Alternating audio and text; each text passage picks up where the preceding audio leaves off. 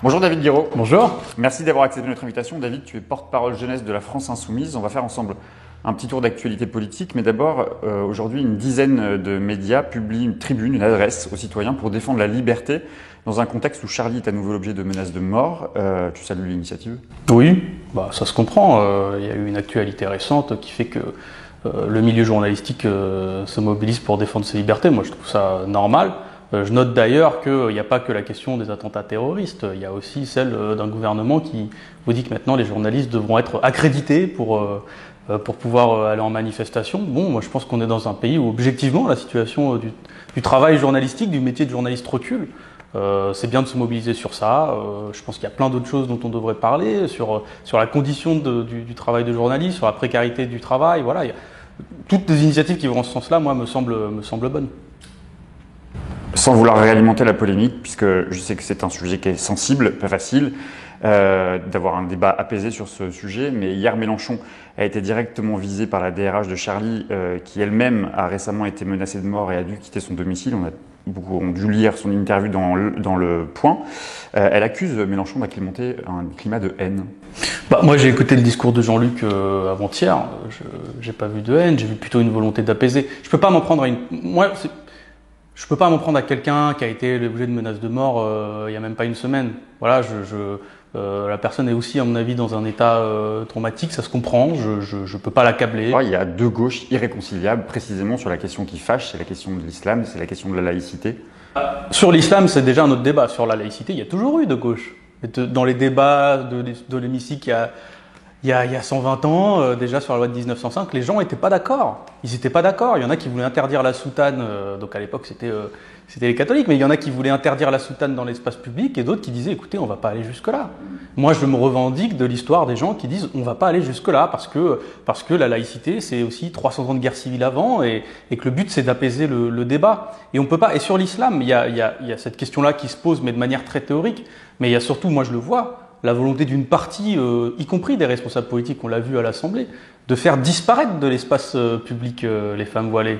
Il y a une forme de détestation de ce qu'elles peuvent représenter. Je ne pense pas que les gens soient des monstres en soi, mais une détestation de ce qu'on peut représenter l'islam, telle que les gens s'en vont, ne font pas leur boulot. À l'Assemblée, il y a une commission quand même qui étudie, ça me paraît important, les conditions de vie des jeunes après le Covid. C'est quelque chose d'important. Une syndicaliste y va, elle a le droit de le faire, elle est élue par un syndicat, elle n'est pas représentante de la nation. Enfin, même toutes les questions qui d'ordinaire pouvaient se poser, et elle n'a pas le droit. Voilà le signal qu'on lui renvoie, c'est faut que tu disparaisses. Moi, je suis pas d'accord. Voilà, peut-être qu'il y a un débat sur ça, peut-être qu'il y en a qui pensent qu'il faut faire disparaître les femmes voilées de l'espace public, mais de la même manière qu'au sport, vous savez, il y a eu des polémiques sur à Décathlon, sur le hijab de running, tout ça n'a aucun sens. Et le problème, c'est que cette question de la laïcité-là est devenue une question sociale. Parce que quand on s'en prend aux conditions matérielles de vie des gens, quand on s'en prend juste à leur capacité de pouvoir se déplacer dans la rue, de parler et d'exercer son mandat de représentant syndical, c'est pas juste une question théorique. On s'attaque à des conditions de vie des gens. C'est-à-dire qu'ils ne peuvent plus défendre leur opinion. Ça devient un problème. Je parlais de gauche irréconciliable parce que c'est Manuel Valls qui avait théorisé ces histoires de deux gauches irréconciliables, mais sur cette gauche qui se revendique de gauche tout en assumant une position très fermée à l'islam ou très caricaturale, si ce n'est stigmatisante et même excluante, vous pouvez discuter avec cette soi-disant gauche. Je pense évidemment à ceux du Printemps républicain qui agitent en permanence la peur. Le Printemps républicain, qu'est-ce que je peux dire sur des gens qui ont décidé de mener un combat unique, qui se soulèvent quand il y a une femme voilée, mais par contre quand il y a un représentant bouddhiste, ou quand il y a le cardinal 23, ou quand il y a, le grand rabbin Bernheim qui viennent à l'Assemblée exercer leurs travaux comme ils en ont le droit. Ils en ont le droit, donc ils ne se soulèvent pas. Donc en fait, il y a quelque chose qui devient insupportable dans ce débat. Moi, je veux bien discuter, il n'y a pas de problème. Je peux comprendre qu'il y a des questions qui fassent réfléchir les gens dans la société, mais pas avec des gens qui ont décidé d'en faire un cheval de bataille. Ils savent que ça génère des vues, ils savent que ça génère des tweets, des retweets. C'est comme ça qu'ils existent. Et on ne peut pas discuter avec des gens pour qui l'existence même leur existence politique ne tient qu'à la détestation d'une partie de la population. Manuel Valls, la gauche irréconciliable, c'est lui qui est parti en Espagne, c'est pas nous. Enfin, je veux dire, il y a un moment où même moi, on me dit mais séparatiste, David Guiraud, etc. Mais c'est pas moi qui me lève d'une salle quand il y a une femme voilée. C'est pas moi qui me sépare d'un travail parlementaire. C'est pas moi qui me sépare des autres dès qu'il y a une femme voilée. C'est quoi? Moi, je connais des gens, voilà, leur maman, elle est voilée, leur sœur, elle est voilée. Et en fait, il faut aussi se rendre compte que ce débat-là est pas uniquement, c'est ce que je disais tout à l'heure, mais il n'est pas que théorique, c'est pas vrai. Il y a des gens aujourd'hui qui sont bouffés par ce débat. Parce que certaines personnes, pas toutes, hein, d'ailleurs, moi je pense pas qu'en France les gens soient fondamentalement racistes, etc. Mais certaines personnes, certains responsables politiques instrumentalisent ces débats-là, d'une, parce qu'ils n'ont pas grand-chose d'autre à dire, ça c'est le cas du gouvernement, et surtout d'autres parce que voilà, ça les fait exister, quoi. Mais moi, je trouve pas ça normal d'exister juste sur la détestation, sur le rejet des autres. On doit, en tant que responsable politique, on doit donner un horizon un peu positif. Je vois pas de message positif dans le printemps républicain. Quand tu regardes toutes leurs publications, tout ce qu'ils font, il n'y a pas d'espoir, quoi. Ça y est, c'est comme Zemmour, un peu, c'est un peu la même rhétorique, c'est la guerre civile. Qu'est-ce que tu fais dans une guerre civile? Quel est le débat rationnel qu'on peut avoir quand on pense qu'on est en guerre civile? Il n'y en a pas, vu que c'est la guerre. Bah, moi, je suis pas d'accord. Moi, je pense qu'on peut raisonner, je pense qu'on peut discuter avec les gens, je pense qu'il y a des questions qui peuvent être discutées, mais pas avec des gens qui, fondamentalement, pensent que c'est cuit, quoi. Je sais pas si tu as écouté la matinale de France Inter ce matin, mais l'éditorialiste Thomas Legrand a ciblé Jean-Luc Mélenchon. Il conteste l'idée que le président Macron voudrait amalgamer islam radical et islam. Il dit que c'est complètement faux parce que ça voudrait dire qu'il y aurait un racisme d'État. Et en laissant entendre ça, Thomas Legrand dit que Jean-Luc Mélenchon fait le jeu des complotistes. Bah voilà, la boucle est bouclée. En fait, non seulement t'as pas le droit de t'élever, t'as pas le droit d'être voilé, t'as pas le droit d'être voilé, et t'as pas le droit de dire que c'est pas bien ce qu'on fait là. Bah, qu'est-ce qu'on fait? C'est un blocage politique, c'est une manière de mettre un verrou politique. Le problème, c'est que ça marche jamais comme ça dans la société. Les verrous comme ça, imposés arbitrairement, on dit, toi, si tu fais pas ça, t'es un salaud, etc. Ça n'a jamais marché. Enfin, dans notre pays, en tout cas, ça n'a jamais marché comme ça. La France, c'est un peuple hyper politique, mais comme plein d'autres pays d'ailleurs, mais qui s'intéresse profondément même aux questions d'actualité. Notre identité est politique à nous en France. On s'est construit comme ça. Donc c'est des questions forcément qui font des remous. Et puis l'islam, c'est la deuxième religion de France. Ça mérite quand même qu'on se dise qu'on va pas cracher à la figure de la deuxième religion de France. Au moins ça, quoi. Je veux dire, au moins des réflexes un peu sains, de se dire, on mène pas le débat comme ça en disant, si t'es pas d'accord avec nous, t'es un séparatiste, t'es un ennemi de l'intérieur. Le gouvernement, il parle je l'ai vu, il parle de faire une loi sur le séparatisme, mais il organise une loi sur le séparatisme, il fait la loi sur la différenciation des territoires. En fait, quand c'est pas des Arabes, c'est des mots positifs. Et ça veut dire que après, ça peut créer des communautés, etc. Une loi sur la différenciation territoriale. Rien ne peut sortir de bon avec cette loi sur le séparatisme. Ah non. Mais parce que j'ai vu Chiappa. Alors bon, déjà, Chiappa, Darmanin, c'est vraiment le combo parfait, magique presque, qui nous dit alors ça sera pas les Corses, faut les laisser tranquilles, pas les Basques, bon, en gros pas ceux qui avaient des armes à la base pour défendre l'autonomie de leur territoire, mais au-delà de ça... l'islam et les sectes. C'est l'islam et les sectes, mais si c'est l'islam et les sectes, pourquoi est-ce qu'ils sont en train de dissoudre la Miviludes? La Miviludes, c'est la mission interministérielle de vigilance et de lutte contre les comportements sectaires. Je pense que l'intitulé, dans l'intitulé même de la mission, vous résume que c'est plutôt important pour lutter contre les sectes. Ils sont en train de la dissoudre. C'était une mission interministérielle, ils sont en train de la rattacher uniquement au ministère de l'Intérieur. Donc les gens qui travaillent là-dedans vont avoir de moins en moins de visibilité, je pense de moins en moins de budget. Les gens qui connaissent un peu le sujet commencent à vous dire, écoutez, la Miviludes, c'est compliqué. Donc non, c'est pas les sectes leur problème. Si c'était les sectes, il y aurait des politiques publiques. Et l'islam, il y a Alexis Corbière qui a fait remarquer récemment qu'on fasse déjà un bilan sur qu'est-ce qui a été fait en termes de lutte contre le soi-disant séparatisme, parce que les lois nous permettent de faire ça. Il y a eu des fermetures de débits de boissons, il y a eu des fermetures de lieux de culte, il y a eu des fermetures d'endroits où justement il est question de la religion ou de la secte, mais combien sont musulmans, on ne sait même pas. Donc en fait, ces gens sont incapables de nous faire l'état des lieux, ou alors ils veulent pas nous le faire. Donc voilà, ils nous laissent dans le flou pour justement pouvoir dire c'est l'islam, quoi. Autre sujet, Bridgestone, le gouvernement semble particulièrement mobilisé, en tout cas il en donne l'impression. A priori, il n'a aucun intérêt de voir cette entreprise fermée. Qu'est-ce qu'il peut le gouvernement, que peut l'État justement dans cette situation? Il peut protéger les gens, il peut protéger les familles. Bon, avant d'aller sur les propositions... Interdire les licenciements? Ça peut faire partie des propositions. L'État employeur en dernier ressort si jamais il y a des licenciements aussi. Ça peut faire partie des propositions qu'on essaye de pousser. Mais avant les propositions, parce que moi je pense que c'est fondamental justement dans cette période-là qu'on réfléchisse à quelle est un peu la dose d'espoir qu'on donne aux gens, nous à gauche, etc. Mais enfin, il y a déjà une chose, c'est qu'on a déjà donné des millions à Bridgestone. Ces gens-là ont organisé la délocalisation. Et je pense qu'on est dans une période où il y a un capitalisme le plus sauvage qui va commencer. Vous savez, il y a un moment où moi j'avais l'impression que le capitalisme il gagnait en convainquant les gens. Par exemple sur Uber, l'ubérisation de la société, le discours à la base c'est génial, tu vas voir, tu vas être ton petit patron. Et donc les gens, on se disait j'ai pas de boulot, la société me précarise, je vais essayer. Ça c'était la première victoire un peu du capitalisme récente je trouve. Mais là, le logiciel il est bloqué parce qu'on se rend compte que pas d'intervention de l'État, le marché à tout prix, etc. Ça pose des vrais problèmes en termes de protection des gens. Je pense que les gens ont besoin de se sentir protégés, c'est normal, et donc ils vont pas avoir dans le système économique actuel de réponse. Et donc là, ça va être de manière sauvage, ça va être brutal. Je pense qu'il y a une brutalité économique qui va s'abattre sur les gens parce que Bridgestone, ils disent on est en sous-investissement chronique ou je sais pas quoi, en surproduction en Europe. C'est normal, ils ont mis 3 millions d'euros d'investissement dans leur usine à Béthune, 64 millions en Pologne. Et l'Union européenne a organisé ça. Elle a donné 24 millions d'euros à Bridgestone pour Apple. Il y a une autre usine visiblement en Hongrie, on n'est pas trop sûr de combien l'Union européenne a donné, si elle a donné, mais on sait que pareil, le groupe a mis des millions en Hongrie. Pas parce que les Français sont méchants, mais parce que pour eux, ils sont trop chers. Et donc pour le versement des dividendes, ça va poser problème. J'ai vu dans un site, alors la presse capitaliste, c'est génial, faut lire Atlantico, je crois, qui disent mais ils sont à rendement nul en termes de tous ces groupes-là qui sont en train de supprimer des emplois en France. C'est pour accentuer la logique purement capitaliste. Et bon, voilà, il y a une panne idéologique, mais par contre, ce qui est vrai, c'est que je pense que ça va être très important pour nous de faire vivre quelque chose en positif. On ne peut pas uniquement se mobiliser en contrée. Je pense que les grandes avancées de la société, les 35 heures, etc., se sont fait à des moments qui étaient parfois pas faciles. Les congés payés, c'était pas dans une période simple. Et donc parler des 32 heures, parler de la semaine de 4 jours, parler de l'État employeur en dernier ressort. C'est-à-dire qu'on fait germer aussi, il faut qu'on fasse germer ces idées-là. Il y aura la lutte sociale. J'espère qu'elle va avoir. Nous, la France Insoumise, on y sera dans la lutte sociale. Mais il y a aussi la question de comment on fait avancer ces idées politiques-là, parce que je suis persuadé que la question de la répartition du temps de travail, surtout à un moment où il y a de plus en plus de chômage, parce que c'est ce qu'on nous annonce là, c'est des entreprises qui vont licencier à tour de bras pour les bénéfices, les dividendes, les machins, les blabla, la rentabilité à 2 chiffres. Cette question-là va se poser. Quand on a 900 000 chômeurs en plus, il vaut mieux baisser le temps de travail pour avoir plus de gens qui travaillent tous ensemble que l'augmenter avec la réforme des retraites et ce que veut faire Macron, augmenter la réforme des retraites, il a parlé des 35 heures. Et donc, en fait, faire en sorte qu'il y ait moins de postes disponibles. Voilà, c'est des questions il y a un côté logique, puis il y a un côté aussi cool, quoi. Je veux dire, les gens en France, ils méritent de travailler moins.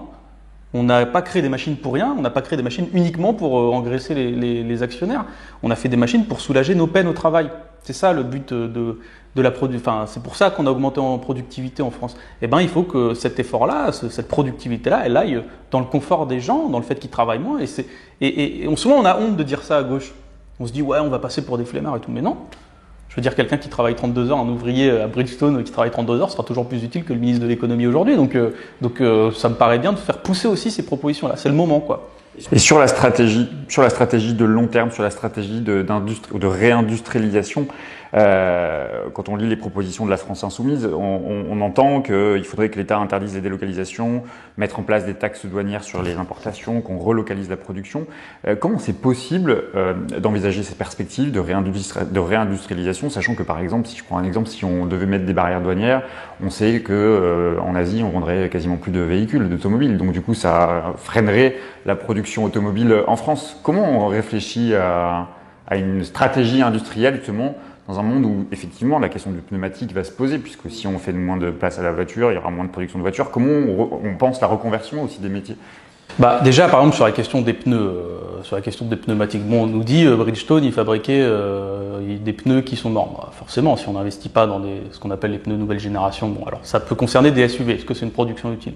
Je veux bien qu'on ait la discussion. Enfin, il y a d'autres choses qu'on des pneus. Je pense au bus. Enfin, il y a aussi, faut pas oublier qu'en gros, tous ces travailleurs-là, les 860 salariés de Bridgestone, c'est des gens qui savent et c'est pas quelque chose de commun, mais c'est des gens qui savent faire fonctionner leur cerveau et leurs mains pour produire. Aujourd'hui, en France, on a plein de métiers où c'est pas comme ça. Moi, du jour au lendemain, la reconversion sur un truc manuel pourrait être compliquée. Voilà. Après, c'est clair que par exemple sur le secteur de l'automobile, la question est pas simple. Mais il y a quand même des questions qui seraient plus simples. Quand on dit qu'il faut faire une planification écologique et une relance écologique, c'est justement créer des filières. C'est justement créer des filières où il y a quand même un peu moins de problèmes sur l'éolien, le solaire, la géothermie. Il y a plein de choses qu'on pourrait faire sur ce genre de filières, les créer. Organiser les formations, parce que c'est aussi, on n'a pas forcément toutes les compétences techniques aujourd'hui pour le faire, c'est des métiers très techniques, donc il faut former les gens, il faut reformer les travailleurs par exemple qui n'ont plus de boulot mais qui sont capables de faire des choses parce qu'on n'est pas obligé de repartir à zéro tout le temps avec des étudiants, et former aussi les étudiants à ces métiers-là, à des métiers d'ingénierie, d'agroécologie, enfin voilà, la transition écologique, c'est ça. C'est des filières industrielles, c'est des filières agricoles, où là pour le coup, on a moins la question d'être en concurrence avec les autres aussi. On se libère de ça. On se libère, mais on se libère à quelle échelle? Parce que quand Jean-Luc Mélenchon parle de protectionnisme solidaire, ça se réfléchit, ça se pense à l'échelle nationale ou ça se pense à l'échelle européenne? Sur quelque chose comme l'écologie, évidemment, on est dans des économies qui sont imbriquées, mais il ne faut pas que ça nous empêche d'avoir une capacité d'initiative. Nous, en tant que puissance collective, et c'est pas que forcément l'État d'ailleurs, la planification écologique, ça peut être au niveau, ça doit être fait avec des régions, avec des communes. Moi, j'y crois à la puissance collective. On est dans un gouvernement qui ne croit plus à ça, à la capacité de s'organiser collectivement pour ça. Dans toutes les histoires de toutes les périodes du monde, il y a des gens au bout d'un moment qui se sont dit bon voilà, je fais ça. Voilà, c'est pas impossible de penser comme ça. Les autres, vous regardez ce que vous faites, mais par exemple la culture bio, l'agriculture bio, ça va pas pénaliser les autres pays, je pense pas. Voilà. Par contre, il faudra qu'on ait plus de paysans. Il faudrait qu'on ait des conditions de travail pour les paysans qui soient quand même un peu plus attrayantes, parce que c'est clair qu'aujourd'hui, paysan, c'est péjoratif dans la vie des gens, parce que la seule chose qu'on leur dit à propos de la paysannerie, c'est un suicide. Par contre, une agriculture paysanne qui, en gros, va, ne serait-ce que si on commençait par là, une agriculture bio dans toutes les cantines, je veux dire, ça ne met pas en péril notre économie, ça ne met pas en péril l'économie de l'Allemagne, de l'Espagne ou autre. Peut-être que ça fera moins de commandes sur des produits pas bio qui viennent de Chine ou du Vietnam. Enfin, il y a un moment, il faut qu'on assume aussi un choix de société. Et peut-être que ça les fera réfléchir, parce que je pense que tout le monde, quand on commence à être exemplaire, mine de rien, ça met une pression pour être exemplaire. Il y a aussi ça. C'est que, je sais pas, il fut une époque où la France, elle fait la révolution, toutes les monarchies autour commencent à se dire, oula. Et sur la question de la transition écologique, je pense que ça va être un mécanisme un peu pareil aussi. C'est-à-dire que le jour où il y a une... Ça vaut pour la 5G. C'est-à-dire que si la France décidait, par exemple, de ne pas mettre en place la 5G, ça pourrait donner à d'autres pays cette ambition-là de se poser au minima la question, comme le fait la Suisse d'ailleurs, se poser la question de la... Moi, à mon avis, ce qui va se passer, c'est que les pays qui ont une capacité de débat public, etc., vont se rendre compte qu'il faut qu'on ait un débat. Ceux qui n'en ont pas, ça va être un peu plus compliqué. Mais sur la 5G, typiquement, une des choses sur lesquelles on peut parler sereinement, au-delà de la question de la capacité technologique et tout, il y a des gens en France qui n'ont pas accès à la 3G, qui n'ont pas accès à la 4G. Peut-être que la priorité, ça serait de leur donner ça, au moins dans le civil, peut-être dans le domaine industriel. Je ne sais pas comment ça marche, moi, dans le domaine industriel. Est-ce que ça peut être fait que dans le domaine industriel? Mais c'est des choses qui ne sont pas connues des gens. La capacité de pollution d'un serveur, la pollution en termes de serveurs, ce que ça induit, les salles de serveurs, etc. Les gens ne se rendent pas forcément compte de ça. Donc le fait qu'il y ait un débat public, justement, c'est ce qu'on demande avant tout. C'est qu'on a besoin d'informer les gens sur ça. Parce que ce secteur-là, il est en train d'augmenter ses parts d'émissions de gaz à effet de serre. On le sait. Le secteur des technologies, en général, pas que la 5G, 4G, mais on le sait que ça augmente en ce moment. Donc il faut qu'on ait un débat de société, que les gens se rendent compte de concrètement ce que c'est quand tu as un serveur, combien ça pollue en plus, etc. Et ça permet de sortir de la culpabilisation morale aussi, de dire oh mais tu vas sur YouTube ou sur Netflix, tu as enregistré une saison de ta série et c'est pas bien. Quand c'est disponible, les gens le font. Et c'est difficile de les blâmer. Moi-même, je le fais. J'ai un iPhone, j'ai Netflix. Mais par contre, la question, c'est est-ce qu'on passe encore à un cran supérieur? Parce que moi, j'en discutais récemment avec quelqu'un qui me disait, mais c'est vrai que par exemple, moi j'ai la 4G, quand j'avais la 3G, j'avais pas de problème avant. Franchement, ma vie, ça allait, quoi. Un mot de politique, David. On n'y voit pas très clair sur la stratégie politique, ni du côté de la France Insoumise, pas plus du côté des écologistes et d'autres de vos partenaires et amis. Qu'est-ce que vous proposez concrètement pour les départementales et les régionales? Nous, on a sorti un texte d'orientation là. Donc, on a discuté en interne, qui a été proposé par les espaces en gros de la France Insoumise, voté par, je crois qu'il y avait 15 000 votants sur ce texte quand même, enrichi de contributions. Donc, on a essayé de faire déjà le processus en interne pour en discuter. Moi, de ce que je vois, de ce qui ressort de ce texte, que je trouve bien, c'est que déjà, on parle un peu de fond, quoi.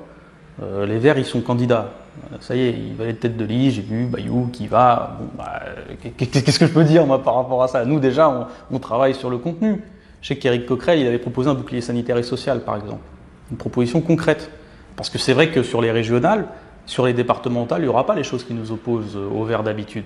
D'habitude, c'est la question de l'Europe, du protectionnisme, le rapport au libre-échange. Voilà, c'est des débats de fond. Mais bon, sur les régionales, ils n'existent pas sur l'échelle locale. Ils existent moins. Il y en a, mais ils existent moins. Mais proposons des choses aux gens, quoi. On ne va pas proposer une tête. Et moi, je suis pour, par exemple, que le meilleur projet soit récompensé par la tête de liste, à la limite. Discutons comme ça. Est-ce qu'un bouclier sanitaire et social, c'est une bonne chose au niveau de la région? Est-ce que la bifurcation au niveau de la région, parler je sais pas, de comment on organise les pouvoirs publics? En ce moment, il y a des problèmes de compensation, par exemple des mesures liées au Covid, pour les collectivités qui ont beaucoup contribué. La région en a fait partie. Elle a acheté des masques à l'arrache. Tout le monde était un peu en train de grappiller des masques par-ci par-là en payant de leur poche. Régional, chacun y va de son côté. Si la France insoumise est candidate seule, ça sera un échec politique pour vous. Et pour la gauche et les écologistes. Je sais pas, mais nous, pour l'instant, on a plutôt joué en équipe, quoi. Au municipal, on a accepté de se mettre dans beaucoup de municipalités. On a accepté de se mettre derrière, à Marseille, ça. On a accepté de se mettre derrière. Donc, s'il faut le refaire, pourquoi pas? Le but, ça reste quand même. Enfin, moi, en tant que militant politique, de faire gagner un projet. Ouais, et puis d'exercer les responsabilités. Donc, c'est clair que le but, c'est de gagner, quoi. Nous, on va jamais à une élection pour témoigner, pour être là. Par contre, voilà, et moi je vois ce qu'il y a aujourd'hui, c'est qu'il y a un candidat vert qui s'est déclaré, mais on ne connaît pas son programme. Puis j'ai un autre problème, c'est que suivre quelqu'un d'un parti qui est en train de se déchirer un peu quand même, ça va poser des questions aussi à l'avenir. Je dis pas ça méchamment, hein, j'ai du respect pour Julien Bayou. Il y a deux lignes qui s'affrontent chez les écologistes. En tout cas, je vois Jadot, c'était samedi ou dimanche dans une matinale, qui dit j'en ai marre des maires écolos, etc. Ils sont en train d'expérimenter ce qu'on a vécu pendant longtemps nous, c'est-à-dire la moindre petite phrase, bam, décortiquer, tu te fais hacher sur le moindre écart de langage, etc. Donc tu dois faire attention. Mais il y a une guerre interne en ce moment à Europe Écolo. Pour l'instant, on travaille le projet, en partant du fait qu'on a quand même un acquis, c'est qu'on a un programme. Alors, on avait travaillé un programme, on avait fait des émissions de financement de 5 heures du programme à l'époque. On a un programme qui va être enrichi, donc on a encore le temps de voir comment justement on réfléchit à faire participer le maximum de gens aussi dans cet enrichissement. Parce qu'il y a des choses qui n'étaient pas forcément prévues dans le programme avant On avait vu beaucoup de choses sur l'aspect sanitaire, le fait d'avoir un État fort, un État social fort. Le fait de croire en la puissance collective, de rompre avec le libre-échange, d'essayer de sortir du capitalisme quand même. Mais il y a ça. Mais sur la méthode de désignation du candidat, c'est quoi? C'est une primaire? On attend de savoir si Jean-Luc Mélenchon se déclare candidat? Moi, j'aimerais que ce soit Jean-Luc Mélenchon. Mais pas pour une raison, comment dire... Moi, dans la vie...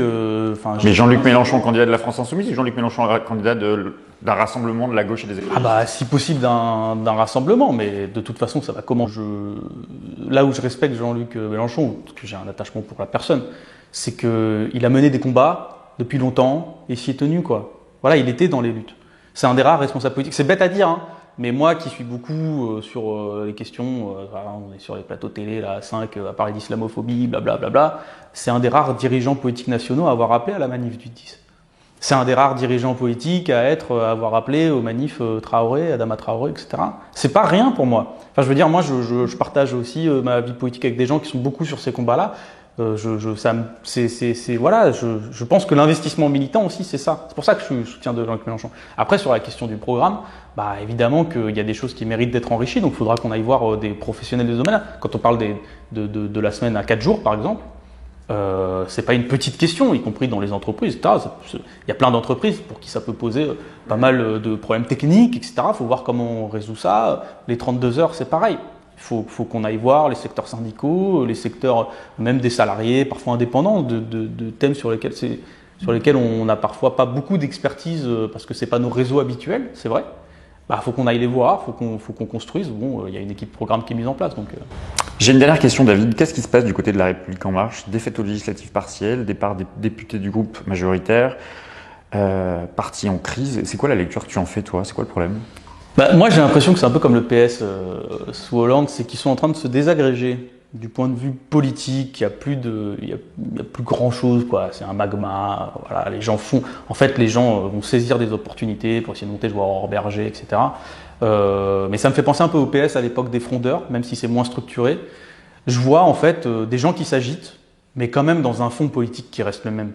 Les frondeurs, on voyait sur quelle base ils avaient frondé? À peu près, ouais. Les marcheurs, on voit pas très bien sur quoi ils sont. Mais bon, après, les frondeurs, on voyait ça, puis il y avait des combinaisons tactiques. Bon, c'est l'époque des congrès, hein, c'est les grands congrès, mais où il paraît qu'Hamon et Montebourg font venir Valls à l'intérieur. Enfin, c'est quand même des coups de billard à 3 bandes. Je pense que les gens s'y retrouvaient pas. C'est un peu différent dans La République En Marche, mais c'est aussi le résultat d'une organisation qui est profondément verrouillée. Et quand l'organisation est tellement verrouillée, parce qu'ils ont eu 300 nouveaux députés, de gens qui viennent tous soi-disant de la société civile, mais en vrai qui ont comme caractéristique d'avoir jamais milité politiquement quasiment, d'être des petits patrons de boîte, etc. C'est respectable, hein, je ne dis pas que... Mais quand il n'y a que ça, ça pose un problème en termes de boussole idéologique, que des gens qui n'ont jamais connu le rapport de force politique. Donc qui ont vu des gilets jaunes arriver, enfin il y en a qui ont vrillé quoi. T'es là, tu te dis bon, moi je suis petit patron, je gagne 5 000 € par mois, je le fais un peu parce que je m'intéresse à la vie publique, et puis boum, un an après, il y a 50 gilets jaunes énervés qui cassent ma vitrine, et des gens voilà, qui sont perdus en fait. Je pense fondamentalement, il y a beaucoup de gens perdus. Alors après, il y a des dirigeants qui roulent leur boss, mais ça, ils reviendront à la niche, quoi. Enfin, je le dis pas de manière méprisante, mais Aurore Berger, Pierre Persson, Sacha Houlier, soit ils reviendront là, soit ils retrouveront une alternative social-démocrate de droite.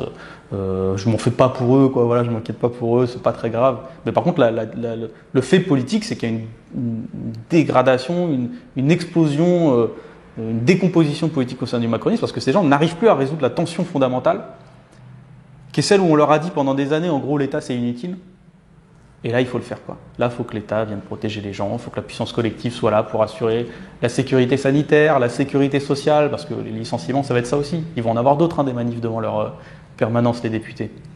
Et donc, ça, ils n'arrivent pas, c'est pas dans leur logiciel. Et je pense que du coup, ils ont des débats en interne, et il y en a qui continuent à dire, à mon avis, qu'il ne faut pas que l'État intervienne. Et puis d'autres qui répondent, mais mollement, quoi, faiblement, parce que c'est pas leur logiciel. C'est même pas qu'ils sont méchants, ni rien. C'est que ça n'a jamais été dans leur logiciel de penser ça. Qu'est-ce qu'on fait par rapport au libre-échangisme sur l'Union européenne? Enfin, je veux dire, il faut se rendre compte de l'état de bug idéologique pour eux. Quand tu vois Bridgestone, 3 millions d'investissements à Béthune, 60 et quelques en Pologne. Qu'est-ce que l'État peut faire pour eux? Rien. Et pourtant, ils disent qu'il faut qu'ils fassent quelque chose parce qu'ils savent que s'ils ne le disent pas, ils sont cuits. Donc, voilà, c'est ça aussi. Merci beaucoup, David. Merci.